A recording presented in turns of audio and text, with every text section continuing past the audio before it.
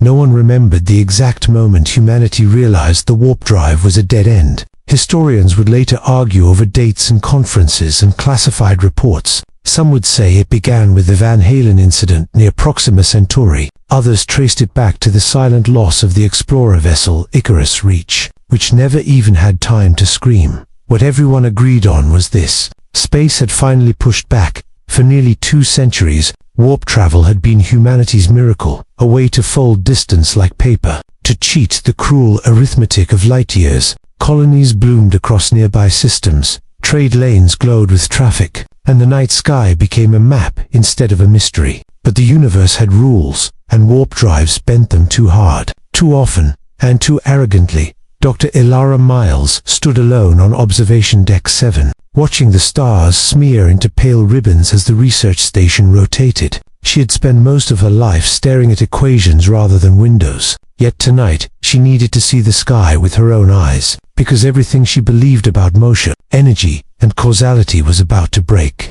The message sat unopened on her retinal display, blinking softly like a patient ghost. Priority Omega, it read. She already knew what it contained: approval, funding, secrecy, and a warning wrapped into one sentence by people who feared what they were about to unleash. Warp drives did not fail gracefully. When they failed, space-time snapped back like a stretched tendon. Ships vanished, crews died between instants, and entire regions became warped scars that interfered with sensors and navigation. The more humanity pushed warp fields to go faster, the more violent the universe responded. Ilara inhaled slowly, grounding herself. Beyond the glass, distant stars pulsed like slow heartbeats. They were unimaginably far, and yet she could almost feel their gravity tugging at her thoughts. Beyond warp, she whispered. The phrase felt heretical. The station lights dimmed as the artificial night cycle engaged. Behind her, the deck door slid open with a soft hiss. Commander Yolan Rourke stepped inside, his posture carrying the unmistakable weight of someone who had seen too much empty space. "They approved it," he said, without preamble. His voice echoed faintly in the vast chamber. Black budget, absolute secrecy, and zero tolerance for failure. Ilara finally turned to face him.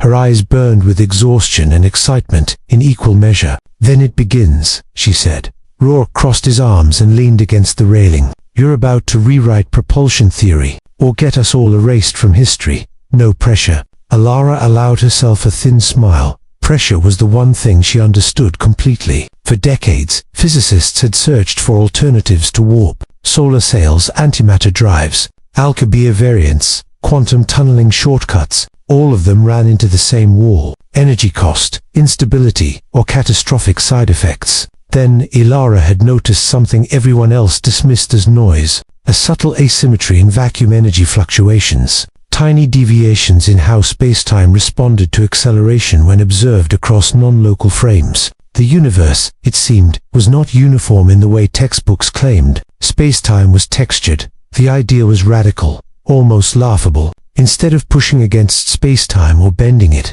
what if you listened to it? What if motion was not about force, but about synchronization? Her equations suggested a propulsion method that did not tear or fold spacetime. Instead, it resonated with it. A ship would not move through space. Space would agree to move with the ship. Rourke followed her gaze back to the stars. "Explain it to me like I'm not a physicist," he said. Ilara nodded. "Imagine the universe is an ocean. Warp drives are like speedboats that tear across the surface, leaving violent wakes. What I'm proposing is learning the currents beneath, and drifting faster than anything on the surface ever could." Rourke exhaled slowly. "And the universe just lets us do that." "Not lets," she replied, "participates." They began walking along the curved deck, footsteps soft against the composite floor. Below them, the station's core hummed with power, thousands of systems working in delicate harmony. The new drive did not have a name yet. Official documents referred to it as the non-local inertial resonance engine. The engineers called it the whisper drive,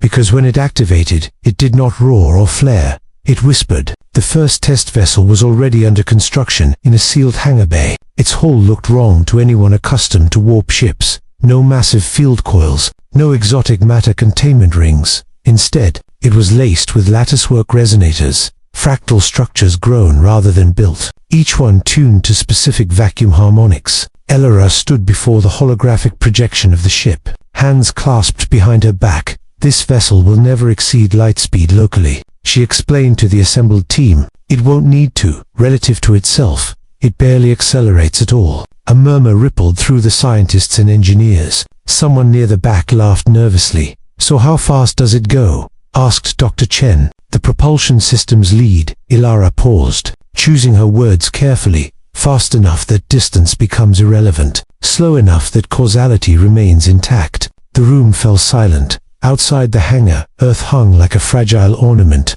blue, white, and alive, humanity's cradle, and its greatest vulnerability. The political pressure was immense. Colonies demanded safer travel, corporations demanded faster logistics, and militaries quietly demanded superiority. The Whisper drive promised all of it, or none of it, if it failed. The first unmanned test was scheduled for 3 weeks later. The destination was modest by cosmic standards, a jump from Earth orbit to the Kuiper Belt, a journey that normally took days at warp. When the countdown began, Elara felt her hands shake for the first time in years. The control room buzzed with restrained energy. Every screen showed a different aspect of reality waiting to be challenged. 10, 9, 8. Rourke stood beside her, silent. He had insisted on being present, despite protocol. If this worked, he wanted to witness the birth of a new era. If it failed, he wanted to be close enough to feel it. 3, 2, 1. Activate resonance,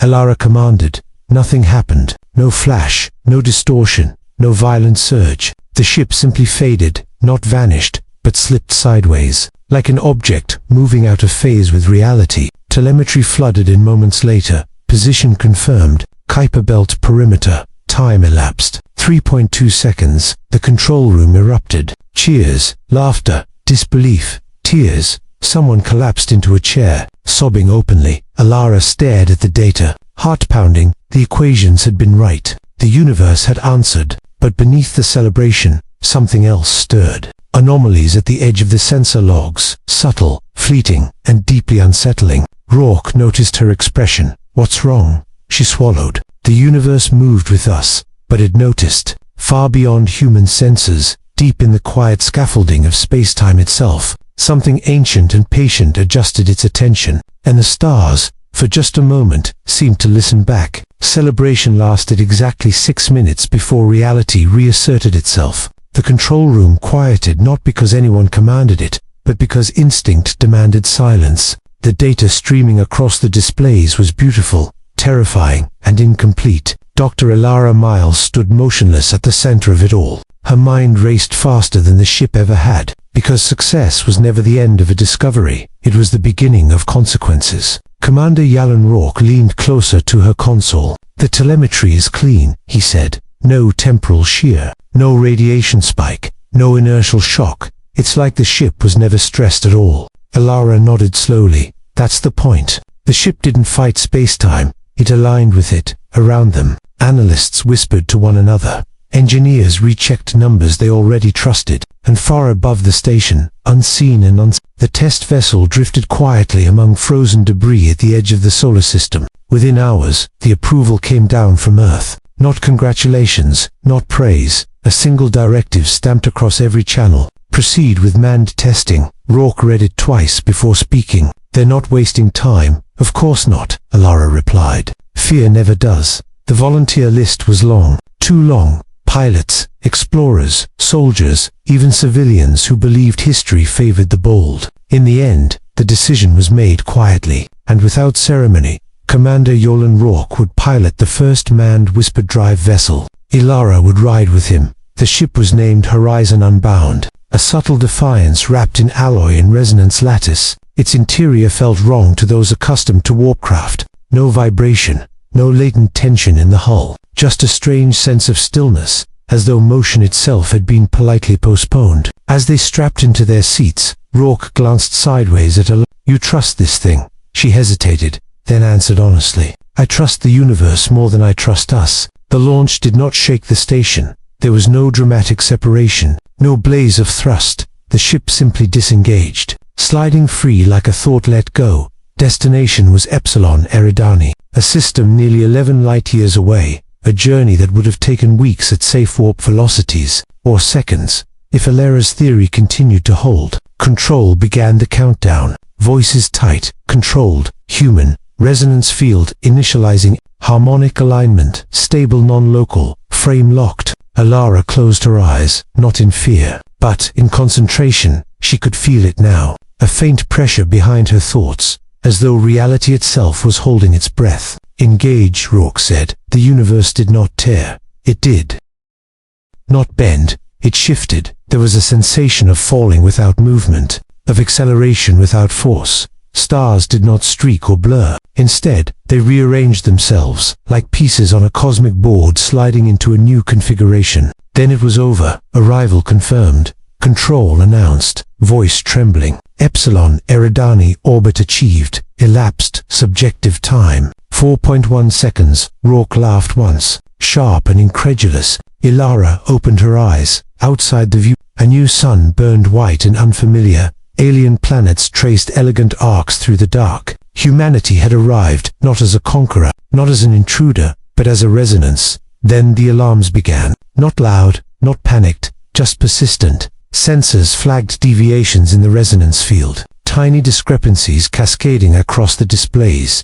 Alara's heart sank. The anomalies from the unmanned test had returned, stronger now, more coherent. "What is that?" Rourke asked. She swallowed a response. Before he could reply, the stars outside dimmed, not physically, perceptually, as if the universe itself were shifting focus. A presence filled the ship, not an entity in the human sense, no shape, no voice, no intent that could be translated into language, just awareness, vast and ancient, brushing against them like a tidal force. Alara gasped, gripping her restraints, her mind flooded with impressions, patterns of motion older than galaxies, cycles of expansion and collapse, civilizations rising, vanishing, leaving only faint echoes in spacetime's memory. "We're not the first," she whispered. Rourke clenched his jaw. First what? First to try this. First, to listen instead of push. The presence did not speak, but understanding formed anyway, a warning woven into physics itself.